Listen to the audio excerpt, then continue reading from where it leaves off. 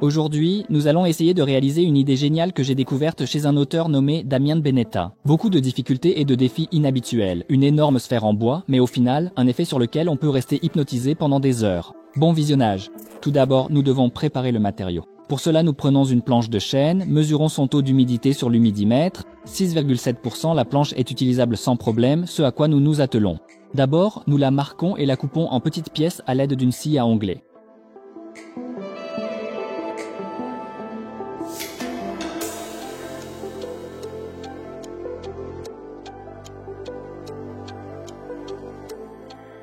L'étape suivante consiste à transformer la planche brute en planche rabotée.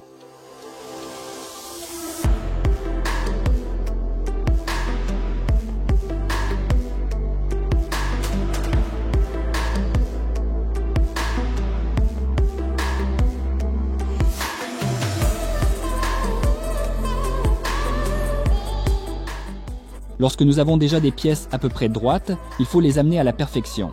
À l'aide d'une dégauchisseuse, nous aplanissons la surface, passage après passage, jusqu'à obtenir un résultat parfait.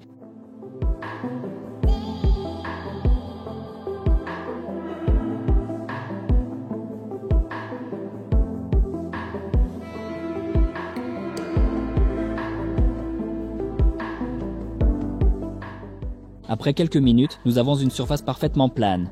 En partant de celle-ci, nous aplanissons le côté opposé, mais cette fois à l'aide de la raboteuse.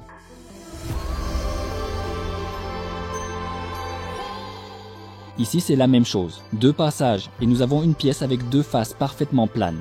Il ne reste plus qu'à préparer correctement la 3e face, ce qui sera suffisant pour nos besoins. Pour cela, nous retournons à la dégauchisseuse. Nous réglons l'angle à 90 degrés, vérifions, puis continuons. En nous appuyant sur la face déjà aplanie, nous obtenons un angle de 90 degrés. Ceci est nécessaire pour un collage correct par la suite. C'est ce à quoi nous nous sommes attelés. Nous coupons la pièce en 2 parties.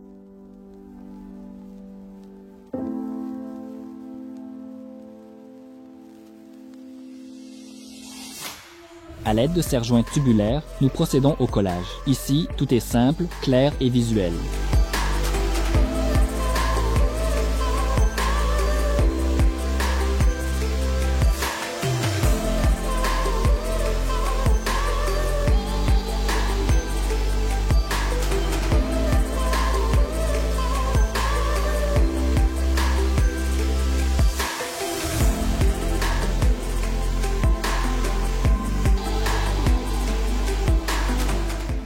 Pendant que la colle sèche, nous nous occupons de la structure métallique. Tout d'abord, nous coupons le profilé.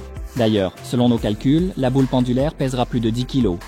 Partant de ce constat, nous avons décidé de fabriquer le cadre en métal afin d'obtenir une rigidité maximale.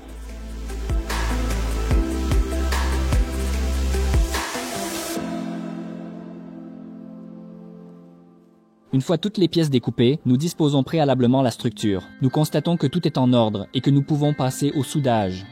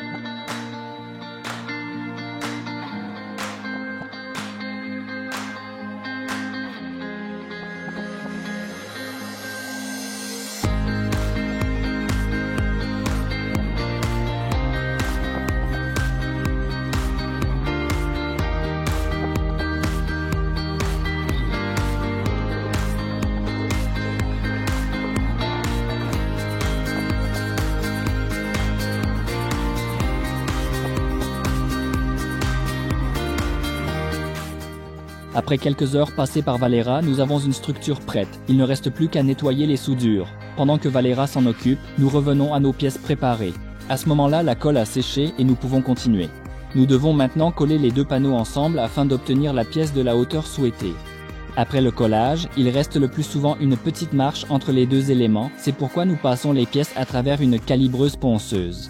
À la sortie, nous obtenons une surface parfaite qui doit être en contact avec une autre surface parfaite avec de la colle entre les deux, comme vous le voyez à l'écran. Et ensuite, tout se passe comme d'habitude.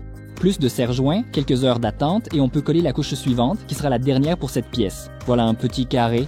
Ici, beaucoup se demandent sûrement pourquoi ne pas coller tout le sandwich d'un seul coup. Bien sûr, on pourrait essayer, mais ce n'est pas si simple en termes de positionnement. Chaque couche a tendance à glisser dans sa propre direction et la colle prend assez rapidement. C'est pourquoi nous avons décidé de le faire en plusieurs étapes, mais de manière sûre. Lorsque nous avons la pièce brute pour créer l'hémisphère, nous passons à sa fabrication. Au départ, nous avons laissé une petite marge afin de la calibrer à l'aide de la CNC et d'obtenir au final deux hémisphères absolument identiques, à partir desquels la sphère sera formée. C'est ce que vous voyez à l'écran. Nous avons décidé d'effectuer le fraisage préliminaire avec une grande fraise de 12 mm car sa surface de travail est bien plus importante que celle de la fraise à bas-relief qui viendra finaliser ce processus. Grâce à cette méthode, nous avons économisé plusieurs heures.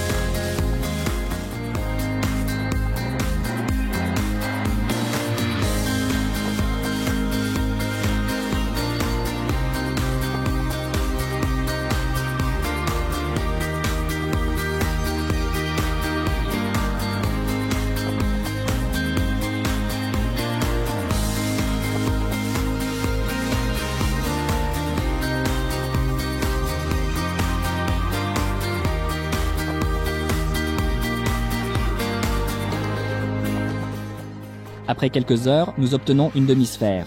À ce stade, tant que la pièce est encore fixée, nous faisons un trou qui servira à fixer la sphère, après quoi on peut retirer la pièce, mais il faut encore l'agrandir un peu.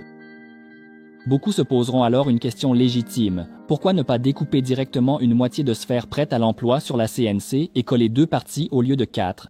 Voici la réponse. Tout dépend de la conception de la CNC. Pour positionner précisément les pièces lors du collage, nous allons utiliser ce petit accessoire astucieux. Nous perçons un trou dans l'une des pièces. On y place ces petits accessoires et on applique la pièce correspondante. Le cône pointu laisse une marque qui indique précisément l'endroit où il faut percer. La suite est évidente et claire. Des tourillons, une bonne colle, et maintenant nous avons une véritable demi-sphère.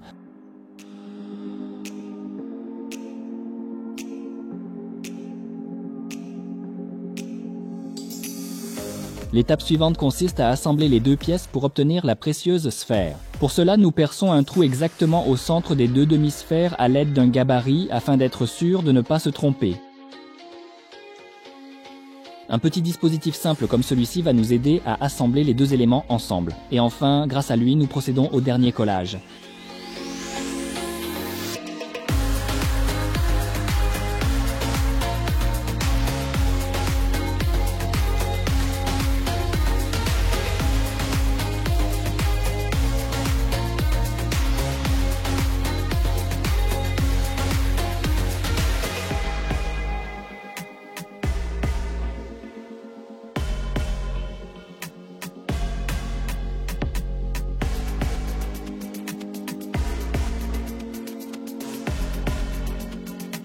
Après quelques heures, la colle a séché et je démonte notre dispositif jetable.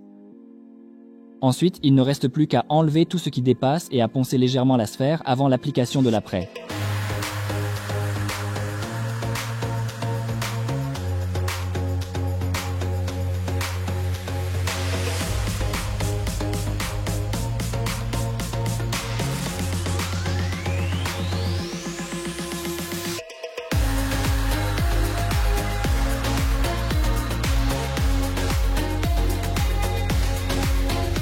Comme vous vous en souvenez, nous avons préalablement percé un trou. Dans ce trou, nous devons visser une telle construction afin que la sphère de 10 kg soit solidement fixée sur la tige filetée. Comme il s'est avéré que la longueur de la fraise n'était pas suffisante, nous terminons donc le perçage du trou à la main. Nous préparons une colle époxy bicomposant, nous l'appliquons sur la fixation et nous la vissons dans la sphère.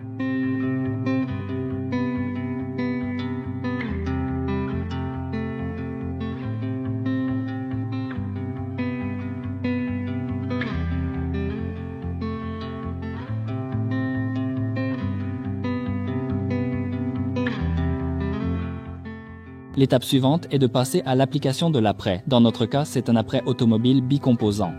En réalité, ce n'est pas tout à fait conforme à la technologie, mais d'après mon expérience, je peux dire qu'il tient parfaitement sur le bois. Il était aussi à portée de main. Tout ce qu'on a sous la main et qui ne nécessite pas d'aller au magasin, en général, convient parfaitement. C'est un peu comme un dicton populaire.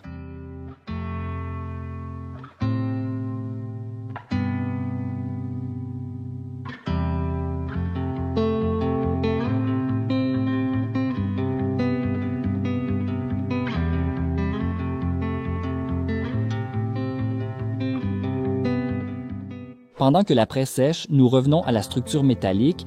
Au final, la sphère sera fixée à la tige filetée et la tige filetée à la structure métallique. Je n'ai pas trouvé de solution toute faite pour ce type de fixation, alors on commande encore quelques heures de Valera et on invente ce dispositif à l'aide de 2 boulons et d'un écrou long. Et nous soudons 2 équerres au cadre dans lesquels seront placés les roulements. Au final, cela ressemblera à ceci. Une fois tous les travaux de soudure terminés, on peut apprêter le cadre métallique.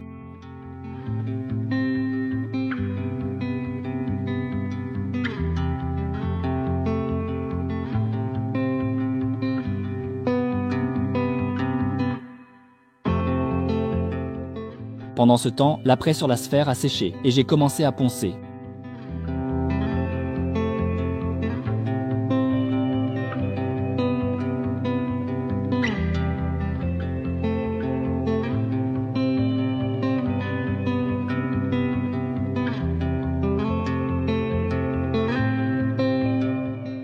Après 15 minutes de ponçage à la main, j'ai compris que ce ne serait pas rapide. Et comme on le sait, la paresse est le moteur du progrès.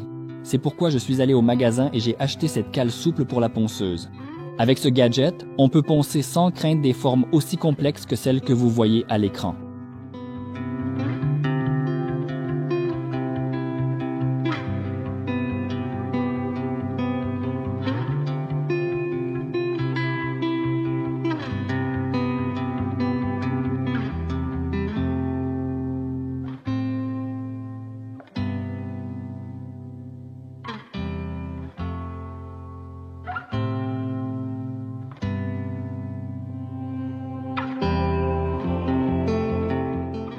Après 20 minutes de travail, la forme est presque parfaite, à l'exception de quelques défauts que l'apprêt n'a pas réussi à masquer. Mais ce que l'apprêt ne corrige pas, le mastic le fait facilement. Dans notre cas, il s'agit aussi d'un mastic automobile bicomposant.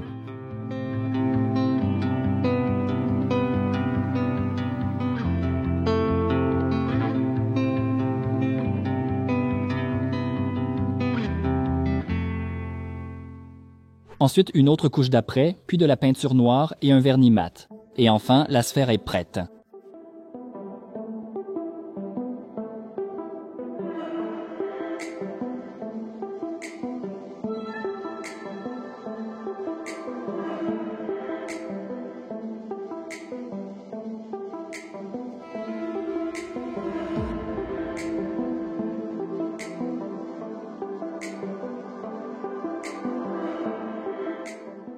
On peut assembler toute la structure pour la première fois et voir ce que l'on a. On fixe un écrou boulon soudé sur la tige filetée.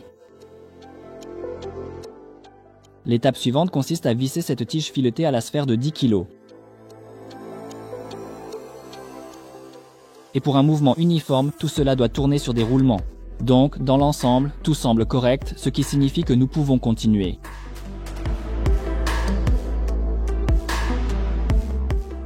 Nous découpons une pièce en contreplaqué sur laquelle nous collerons ensuite un ruban LED. Nous l'insérons dans le cadre métallique, ce qui permettra d'obtenir l'effet recherché.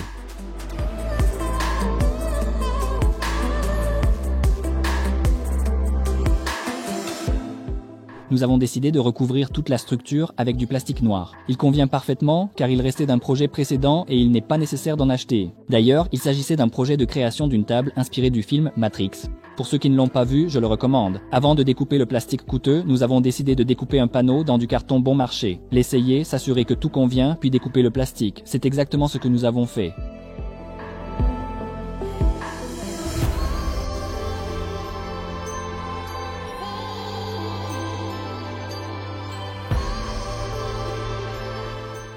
Enfin, l'assemblage final. Les panneaux en plastique, nous avons décidé de les fixer avec du mastic.